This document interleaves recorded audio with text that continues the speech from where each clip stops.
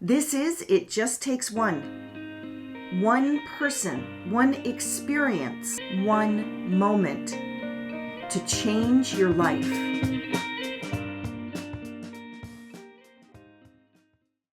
I told you just before I hit record that I was very excited to have this conversation because you and I have been friends now for several years. We started being friends because of our dear mutual friends, David and Judy Isaacson, who introduced us. And we started working on your book, which you are continuing to write, not completed yet, but we started working together on your book project. And in that process, we really did a deep dive into your history, into your story, and into what has happened in your life. And one of the things that came out of that was this recognition that I had of how important the Christmas season is to you. And so I wanted to get on this call with you today at this, literally, you just said it before we hit record, the 12 days of Christmas, at this holiday season, to spend a little time talking with you in particular about Christmas.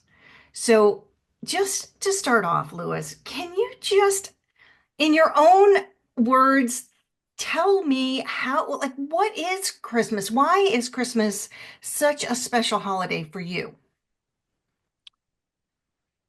First, thank you. And just having the privilege to talk with you over the years has been um, so eye-opening and emotional. I'm I've grown so much digging into my memories, bringing them forward, and wow, unwrapping them. Hmm. Christmas Hmm. is an emotional time and a beautiful time for so many people. For me, it was joy growing up as a little kid and decorating the Christmas tree with my mom, one piece of tinsel at a time. Our family gatherings with my great grandparents, my grandparents, left me with beautiful memories. Um, left me with beautiful memories. But the Christmas tree was something that always was front and center in our family. And for a host of issues, it's been front and center in my life and in my journey. So, though we started writing about this amazing um, journey I've been on for 64 years this coming year. It was writing that allowed me to realize, oh my gosh, I've been decorating Christmas trees for over half a century. Hmm. And those words just over Hmm. the past year really impacted me Hmm. to a place where I wanted to share the story.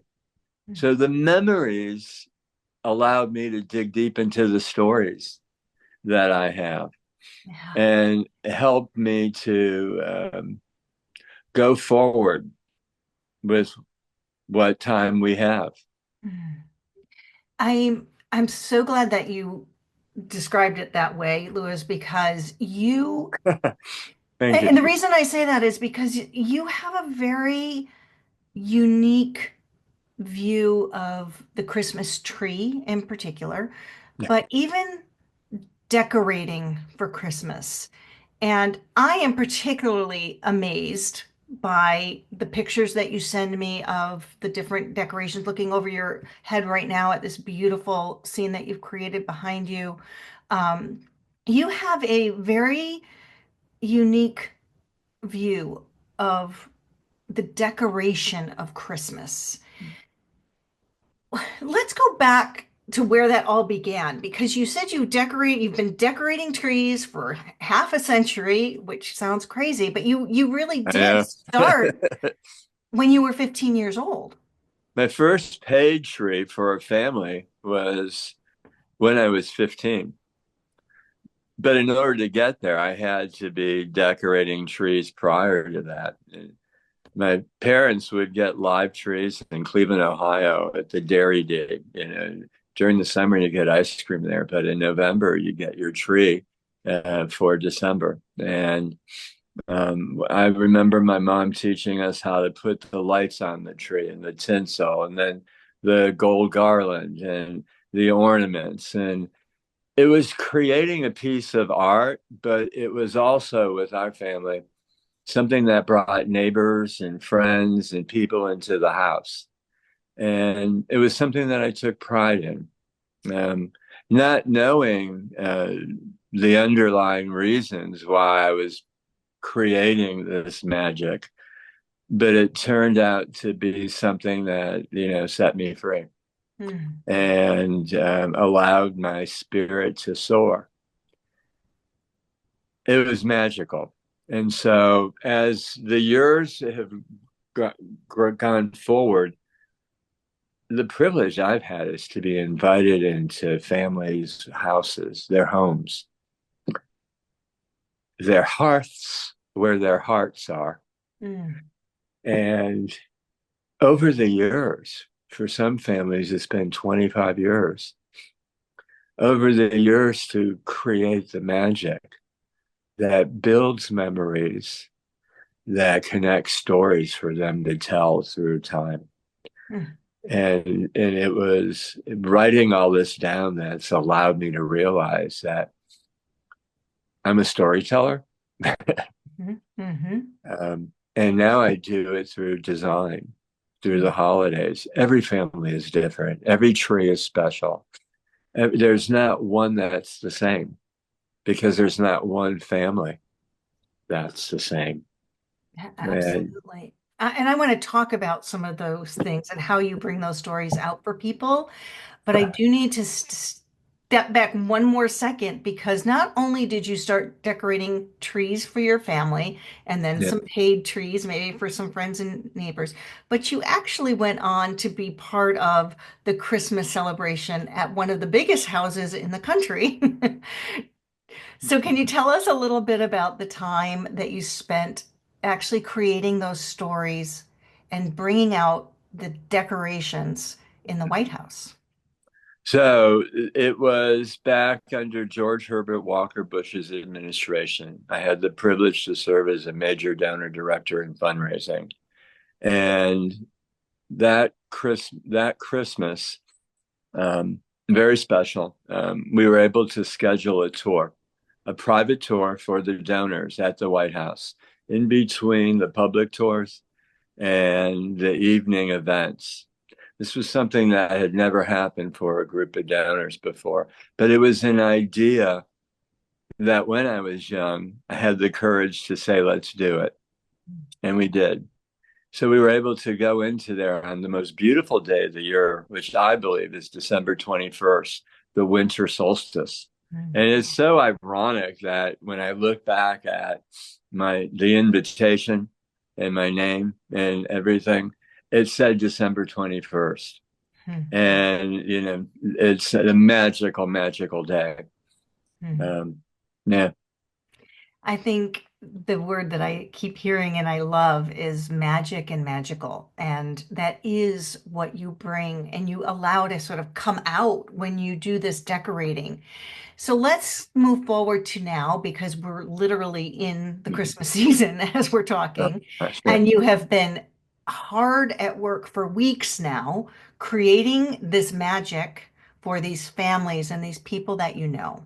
Yeah. So walk us through what that means. Give us an idea of when you go into a home to help them bring out the stories, experience the magic, relive the memories. What do you actually do to make that happen? The first thing I do when I leave my apartment is I have a wreath on the door, and it's a wreath from my family. It's a wreath that my mother purchased in the 1970s, and that wreath has traveled so far from Ohio to Florida, from house to home to apartment. It's the first thing that I put up every holiday season. And it's the last thing I see every day when I open that door to walk out. Mm. I get my mindset with gratitude that I'm alive today, able to walk out that door and have these families to walk into their homes. It takes about 2 to 3 days to put together the mantle magic, the trees, whether they're live or artificial, you have to fluff them. You do the stairwell, the garlands, the doors, the fronts of the house, table centerpieces. And it takes 2 to 3 days per family. And it's a lot of time, a lot of detail. But at that very end, when the family comes in and they witness the lights, it's emotional. It hits me every time. And that's why I do what I do for the families, because their home has been transformed into a warm place where they'll have celebrations, parties, set the stage for so much that will happen. Memories that will be made with the family where love exists. So, be doing the mantles every year. The mantles are different. Change is a requisite. There's no reason to do the same thing over and over again because change is energy, and energy allows us to grow. So I wouldn't be invited back if we were doing the same thing over and over again. And we push the envelope sometimes, and sometimes we don't. One of my favorite memories, if I may, as a child, and it's ironic, it's the 60th anniversary of Rudolph the Red-Nosed Reindeer this year. I saw something about that. That's right. One of my favorite memories is being, I think I was about 4 because the the television show that year was broadcasted in color TV. Mhm. And I brought down all my toys and all the things I slept with on my bed. The stuffed animal that was missing an eye, the beanie doll that had a fan on its head that spun around a blade that didn't have the blade. And I brought down all those broken toys that I kept near and dear to me, the misfits, to sit with me on that couch in my parents' family room and watching Rudolph the Red-Nosed Reindeer, because I knew back then as a 4-year-old and a 5-year-old that I was different and that those toys were broken. So watching Rudolph the Red-Nosed Reindeer, the Island of Misfit Toys, um, brought me immense joy. And to this day, you can see Big Red up there on the mirror. Uh-huh. That was a misfit cardinal at Michael's that was missing a couple feathers, that was marked down to almost nothing. He's rescued. And so I create these vignettes with my families. They're not clients, they're my families. And that's what's fun. We create vignettes that tell stories. And we rescued, ornaments and things. One of my favorite ones is above a big area above built-in televisions. And we rescued a lot of owls, owls without eyes, and little squirrels, and we created this place where we light it up and drop snow. We create a vignette that tells a winter wonderland. Hmm. And those vignettes are one of my favorite signatures because, well, I've been doing this for over a half a century. That's what's so weird. Hmm. And being able to draw on that experience from 60 years ago, you know, with Rudolph the Red-Nosed Reindeer, one of my greatest joys is when Rudolph flies away, saves the Absolutely. day. So Absolutely. yeah, I hope I answered that You question. did, and I love, actually, I love the Island of Misfit Toys for a lot of reasons, but one of them being when you do these vignettes, you're Yeah. very conscientious about bringing out what's important to the family. You're Yeah. not going out to Michael's and buying the new thing. You're not, always bringing in, even as you're changing things, you're not always bringing in new. You're really looking at what they have That's right. and, like you said, repurposing, finding a space for it. You showed me one the other day. You sent me a picture, and it was above this sort of modern fireplace. Right. We've done this little vignette with this beautiful reindeer, velvet reindeer, and this really pretty piece of artwork. It was like a glass art of some sort with some beautiful colors in it. And it was all things that belonged to their family, but you put it together. Can you talk about that? Because you just happened to send me that picture the other day, how you ended up putting that particular vignette. It was something very different and unique. How did you put that one together? Well, it was unconventional. It was a modern electric fireplace with flames and a marble stone, gorgeous, massive facade, and a deep, deep, deep space that served as a mantle, but yet it was a stage.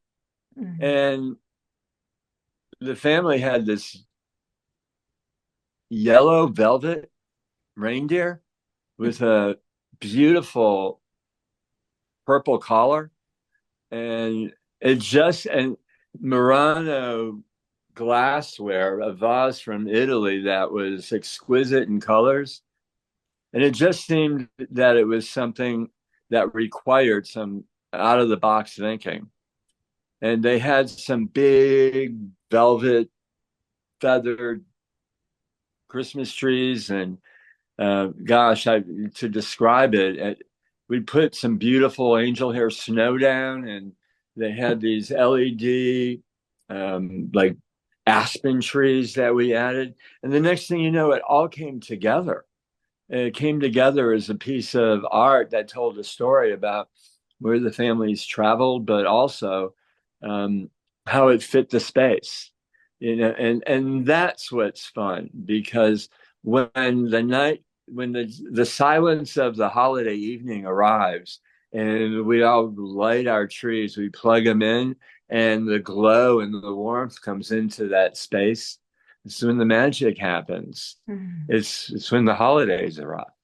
It's so true. It's so true. Another thing that you have told me about in the past, which Yeah. I love this idea, is about the tray. Oh The my gosh. tray that you have. Tell us about the tray. So here's that's ironic. Did you see it? And that's why you asked? I didn't. I didn't know that. I could just see in the corner. I didn't know that's what it was. And it wasn't strategically put there, sort of, but it's for everyone when you decorate. With my families, I like them to be part of the process because I make it easier by getting the tree up and having the lights positioned and everything out and creating the magic. But when it comes to the tray, there's certain ornaments that bring back the memories that tell their stories with their loved ones that are with them or have gone on, pets. And so when they can take that moment with their children and put their special ornaments, I call them legacy ornaments. Mm, When they can take those legacy ornaments and hang them on the tree, they're part of the process. mm. So we all have busy lives. And depending where we live in the country and whether it's warm or cold, when we put our trees up that are live or when we put our trees up that are artificial, we still are busy. So I like to tell people don't pressure yourself. Mm. Take time to enjoy the process, take time to enjoy decorating. The only thing that it's going to tell you you have to get it done is if you're having a party at your house. And then don't be hard on yourself. But take a tray, a nice tray. This one was just something that I picked up. But I have one that was my grandparents' 25th wedding anniversary. It's big and silver.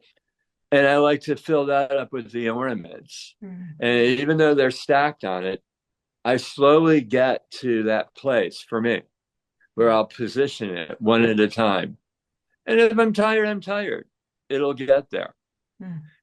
But that's part of the magic of the tray. And I actually have, well, I'm going to move and get it. That's I good. Go actually ahead. have this one right here. This is the basket of the ornaments that haven't met the tree yet. Nice. And it's going to be there, and I will slowly get to it one at a time when I'm ready. And Mm. every year, the tree is something that can change. Mm. It talks to you. If you get a live tree and you put it up and you let it drop, it'll tell you what it wants to be Mm. and where the ornaments will or won't go. Mm. And you work with it. Mm. I love that. We're going to get to because literally I we got a live tree on Sunday and Oh, it's been dropping for days and I haven't even brought any of my ornaments up yet, which is about the longest I've ever gone without decorating the tree. And I've just sort of been enjoying every day the smell of the house and this sort of bare tree that has fallen perfectly into line. So we're going to get to that because you're going to help me figure out how to sure. decorate my tree specially this year. But before we get there, Louis, you've alluded to this very gently with a couple of the things that you said. One of them was just the joy of being alive. One of them was that you felt like a misfit toy, like you Yeah. didn't quite fit in. And and there was one Christmas where this became an incredible challenge, probably the hardest Christmas, at least of the ones I know of you, that you've ever had. And I would just love to share just a little bit of that. Can you tell us about the Christmas that you spent in hospice? I would love to, because this is part of the magic of the season for me. It's, gosh, if we're going to rhyme here, it's the reason that when I go out that door and look at that wreath, I express gratitude for the opportunity to be able to walk out that door, which I wasn't able to do 17 years ago. See uh, uh, what I see, which I wasn't able to do 17 years ago. And our dear friend Judy and I were looking at my paperwork, and I was in hospice 17 years ago, not expected to live. And through the grace of my family, friends, my friends that became my family, um, and the community and the connectivity and the magic of the season, when I woke up on Christmas Eve, um, after um, a long while, I saw three palm trees, the shadows of three palm trees through the hospital window here in Orlando. And it reminded me of the Three Kings. Hmm. And I survived, so my gratitude runs deep. And I'm reminded every year this season how important it is to give back to those who give to us. Um, and um, doing what I'm, it's an emotional time. Mhm. And that's why writing helped me to unblock so much that I had ignored in the past. Mhm. But the Christmas tree it just kept coming through, and the beauty of it and the magic is my message. The holidays is the message.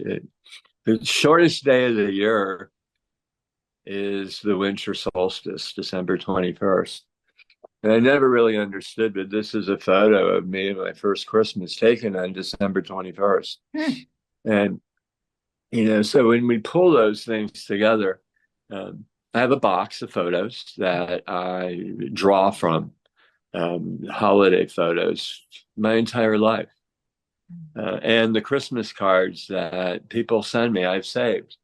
And I look at them and I encourage everyone to save their Christmas cards Hmm. because one day you'll look at your grandmother's letter to you or a friend's letter to you that's no longer with you and be able to celebrate that relationship and those memories and the stories that go with those. Hmm. That connector of memories and stories, you know, Yeah. it's Yeah. what you do. It's well, it's what you do and it's what you help us do. And so thank you for sharing that story. I know that Christmas that you spent, that you woke up on Christmas Eve Oh, alive, yeah. not thinking you were going to make it to then was a pivotal moment in your life. And then there was the teddy bear. Tell us about the teddy bear. So that Christmas night, after all my friends and neighbors and the family that I created here in Orlando left the hospital room, I sat by myself in bed. I'm still unable to fully see yet. Um, and I heard in the distance the sound of "O Come All Ye Faithful" walking towards me in the hallway. And as it became louder, you know, I could see the shadows of people at the hospital, my room, the door, and they sang. And in walked this little boy, probably 6 or 7, with this teddy bear that has been on my desk wherever I go as a reminder. But he had no fear walking into my room. And he gave that to me. It was a Christmas gift that has kept on giving. The family, the story behind it is it was a family at the hospital who every year their child was alive, they spent at that hospital for Christmas. And when that child passed, they vowed, it was at Orlando Regional Healthcare, they vowed that no one would be alone on Christmas. So they would get together. So impactful, Yeah. so beautiful. Mm. So sort of prolificating the story of Christmas for me. But it was like that little boy that walked into that room was like that version of me when I was an innocent child. Mm. Yeah. And it gave me, as it does now, the reason and the ability to share that story. Mm. So, Mm. yeah, well, Beautiful. thank you. Beautiful. Thank you so much. And I'm really happy that you had a teddy bear literally sits on your desk. I didn't even It, know that. That's amazing. it does. It does. It's, again, it's another Christmas story It's another that Christmas story, right? reminds me how fortunate I am and we all are to be here. Yeah. You Yeah. And know, I think that's such a powerful message for all of us.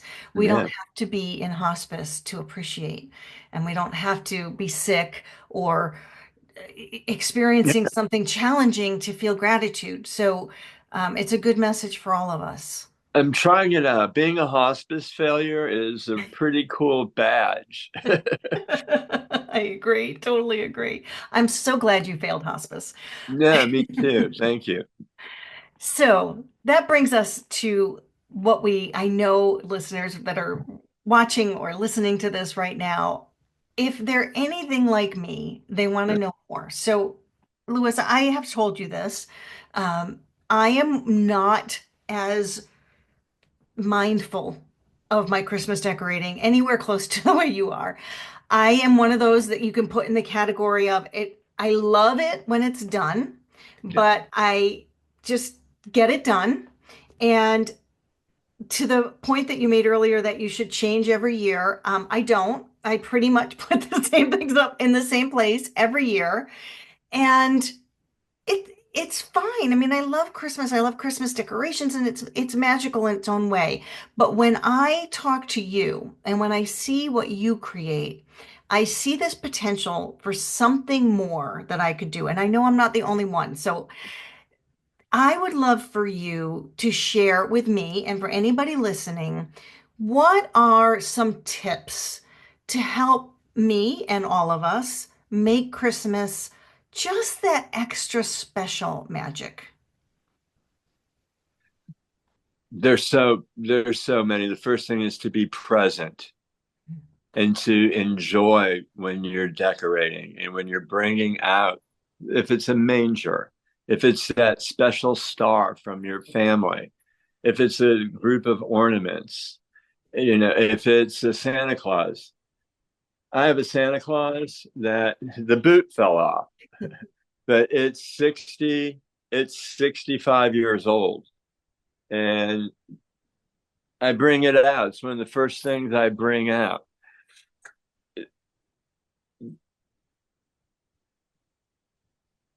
And and without I'm there's so much. There's And so much. So there's so starting with bringing out some of the things that are that have been around for a while, that bring back some memories and bringing them out mindfully, being present yeah. and really paying attention to what you're bringing out. So this year, for example,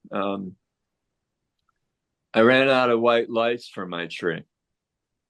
So and rather than going out and buying more, I added 2 strands of green lights. And Mhm. then I looked at the tree and it was like, wow, this tree's on Valium. It's like green and real low energy, you know. And but I liked the white and green. Mhm. So then I added a strand of colored lights. And then the next thing you know, I was vintage in the 70s. And I let the branches fall and become its own personality, and then brought out all the antique ornaments and brought out all the glass ornaments. I've got a color party going on right now. And that change, I didn't plan for it. It just sort of happened. I had the inventory, I picked up a couple things, but I've decided not to put ribbons on it. Mhm. I have some silver ball garlands that are going on it, but it's a process. And that's what makes it fun.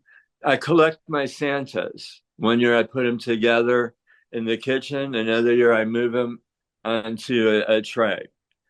I have a tree that my mother bought me in Seven Hills, Ohio, when I was a little kid.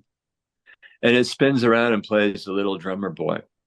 That thing has moved with me also. And I put that on my nightstand at my age. When I spin it around, it's slow. It's And about our that speed. Santa that I just shared with you, its beard is falling. I mean, it's got more hair than me, but it moves with me and it moves to different places. And sometimes I'll find something on sale like Big Red up there. Mhm. But that garland changes also every year too. It's organic. It tells a story about one big bird, the Mm, cardinal. mm. Yeah, That. So being mindful, being present, yeah, taking your time, stepping back and observing. Don't try and just all rush it all out all at once. yeah, Step back, get a sense, be open to new ideas. yeah, And I would say, from what I'm hearing, think about the story that you're trying to tell. and try and create that story with what you're doing? Over the past several years, I've had the privilege to work with families moving into a wonderful life planning community here in Winter Park called the Mayflower. I have met the most amazing um, individuals and couples who are moving into the Mayflower, and I get to decorate the holidays for them. And what I loved last year was a very special friend, Anne. I set up her tree. She moved in December and she said, I don't want to set my tree up. I'm leaving town. She went out for 2 hours and came back, and that tree was up. And that magic was lit. And I worked with what Anne had, but that was last year. She kept it up through January. And this year in November, we were back at that tree. The two of us were shopping for more ribbons and more candles, and that magic, that energy that she's had is amazing. Yeah. To me, that's the gift of the season. Wow. And, changing at any age, bringing out that holiday tree, or bringing out simply just a mantle, or creating a centerpiece on the dining room table. Even if you don't want to do a tree, bringing that celebration into your apartment, your home, it creates an energy that is for us. It isn't, as we age in place, decorating when the kids are gone or you're in your apartment. People come in here and they're like, my God, there's not a space left behind. I have more plaid. I have more competing plaids, but I always say they're all Pottery Barn. At least they're from the same vendor. But it's for me as much as it is to share and to inspire myself to be the best I can be for my families. So good. I couldn't think of a better way to end our conversation. What a great message for all of us to take a little bit more time this holiday season to make a memory, to bring back a memory, and to create something that allows you to be inspired to be your best, whatever that is for you. Thank you, Kelly. It's because of working with you and getting the courage to write my story. I get to live it out loud right now. So, with my families and with the holiday season. Yeah. Happy holidays, Merry Christmas, Happy Hanukkah to everyone. And absolutely. Same back to you, Lewis. Thank you. And thank you. For those of you listening or watching who would like to learn more about Lewis, I will leave his contact information in the show notes below and his social media if you want to follow him and see what he's doing, not just at Christmas, but throughout the year. Lewis, thank you and happy, happy holidays. Thank you, Kelly. Merry Christmas. Bye, everybody.